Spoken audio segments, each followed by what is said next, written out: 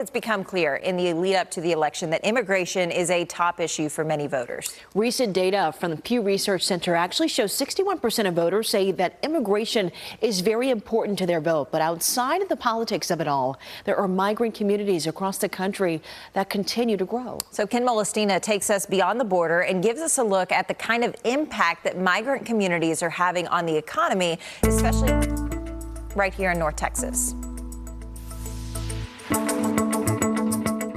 I was 12 years old. I was 10 years old. Driven by a desire for better opportunities, the families of both Patricia Blasquez and Ken C. migrated to the U.S. decades ago from the Philippines and Hong Kong, respectively.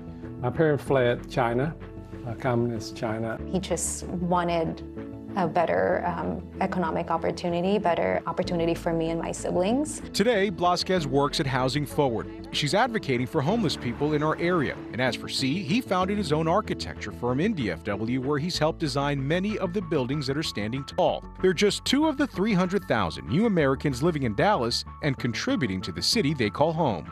Though immigrants make up less than a quarter of the city's population, a recent report by the American Immigration Council found they represent nearly 29% of the working-age population. Immigrants like C are also 60% more likely to be entrepreneurs than their U.S.-born counterparts. C adds there is also another kind of impact that is oftentimes overlooked. The ability to do the best you can to make a difference. Success is measured, what you can able to give back to me.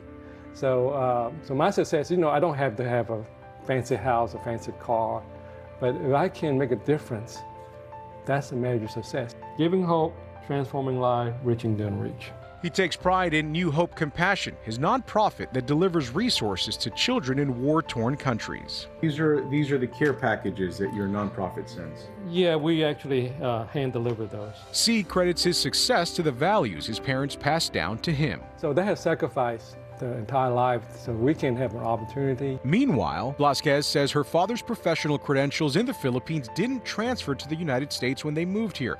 In fact, she says at times it led him to question whether immigrating had been the right choice for his family, something he didn't confess to his daughter until she was finishing grad school. And he said, but now I understand why I came here. Because maybe the American dream isn't for me, it's for my children. For some, the dream is now a reality. For others, an elusive plight that defines the heart of those searching for opportunity and freedom in the U.S.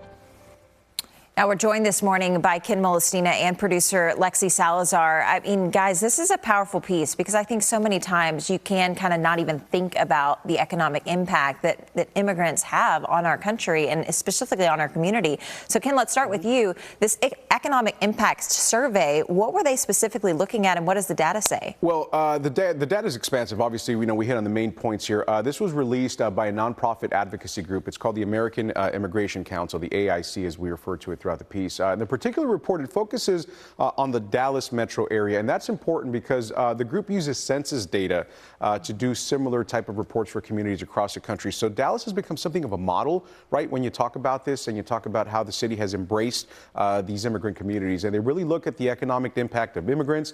So again, this covers everything. We're talking visa holders, we're talking about people who were just recently naturalized citizens as well. Mm-hmm. And for you, Lexi, I mean, what were some of the findings that really stood out to you? Yeah, so I found it really interesting that we know because of this data that the impact of immigrants on the economy in Texas is greater. Those numbers are greater than across the United States. And when it comes to the numbers in Dallas, that's even more advanced. So we know that, like, zooming out to the whole state, immigrants make up 17% of the population, but 22% of the labor force. And then when you zoom into Dallas, as we reported in that piece, immigrants make up about 23% of the population, but 28% of the labor force. Wow. I mean, and that is significant. I mean, those are big numbers, so that's why this issue is so important. And this is something, by the way, that's going to continue to grow. So what this does not take into account are the recent waves or the recent trends that have entered the country as well. It takes a little bit of time to get this data. Another point that we want to point out as well here, when it comes to the kinds of work that the immigrants are doing,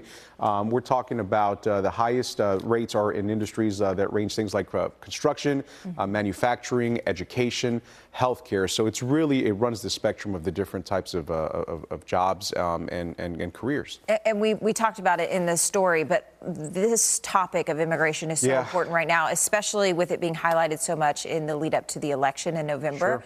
Why specifically from y'all, from a reporting perspective, is this so important? Well, I'll tell you what, especially here in Texas, I think a lot of times when we talk about this topic, when we talk about immigration, when we talk about border security, a lot of times people tie that directly into the visuals of what's happening down in the southern border. So you're talking about issues over, debates over fencing, debates over the barbed wire, buoys in the water in Del Rio and that sort of thing. But we know that that's where the topic begins.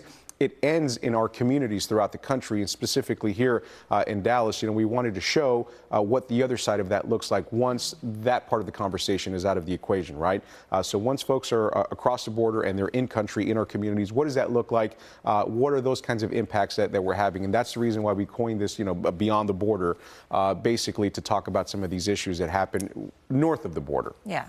And Lexi, I think that is important because a lot of times we get stuck on these headlines about the border wall, about the border barriers, but there's a lot more to the story. Absolutely. We talk to people like Patricia Velasquez and Kenzie, and these are people who, they're your neighbors, they live in our communities, they're working in our communities, and so we just think it's important to highlight these stories, to show that this is a nuanced issue, more nuanced than the headlines would sometimes lead you to believe.